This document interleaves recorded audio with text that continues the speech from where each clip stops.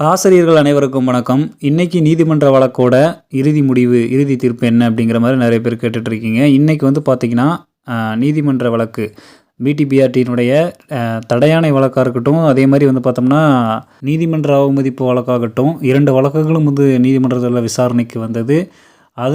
அந்த விசாரணையின் அடிப்படையில் இன்றைக்கி என்ன நடந்துச்சு, இன்றைக்கி என்ன முடிவு வந்து கோர்ட்டில் வந்து ஆயிருக்கு, என்ன தீர்ப்பு கிடச்சிருக்கு அப்படிங்கிறத குறித்து முழுமையாக அந்த வீடியோவில் பார்த்துடலாம் வாங்க. அதுக்கு முன்னாடி நம்ம சேனலுக்கு புதிய பார்வையாளர்களாக இருந்தீங்கன்னா மறக்காமல் சப்ஸ்கிரைப் பண்ணிக்கோங்க. பக்கத்தில் இருக்கிற பெல் ஐக்கானை கிளிக் பண்ணிக்கோங்க. அப்போ தான் எந்த அப்டேட்டையும் மிஸ் பண்ணாமல் பார்க்க முடியும். சரி, வாங்க வீடியோக்குள்ளே போகலாம். அதாவது இன்றைக்கி வந்து பார்த்திங்கன்னா மதுரை உயர்நீதிமன்றத்தில் வந்து இப்போ அந்த கேஸ் என்னென்னு பார்த்தீங்கன்னா தடையாணை வழக்கு. என்ன தடையாணை அப்படின்னு பார்த்திங்க அப்படின்னா 2% அமைச்சு பணியிடங்கள் மினிஸ்ட்ரியல் போஸ்ட்டுக்கான அந்த வழக்கு தான் வந்து வந்திருந்தது. அதாவது 2% எங்களுக்கு வேணும் அப்படின்னு சொல்லிட்டு அந்த அமைச்சு பணியிடங்களுக்கு அப்படின்ற மாதிரி ஒரு இது இருக்கும்போது, எப்படி நீங்கள் அதை கன்சிடர் பண்ணாமையே ஆதி திராவிட நலத்துறையிலையும் சரி, அதே மாதிரி சென்னை கார்ப்பரேஷன்லையும் பணி நியமனம் பண்ணீங்க அப்படின்னு சொல்லிட்டு அந்த இனிமே ஃபர்தராக இருக்கிற அந்த நியமனத்துக்கு தடையாணை வழங்க கோரியும் இந்த வழக்கு அப்படிங்கிறது வந்திருக்கு.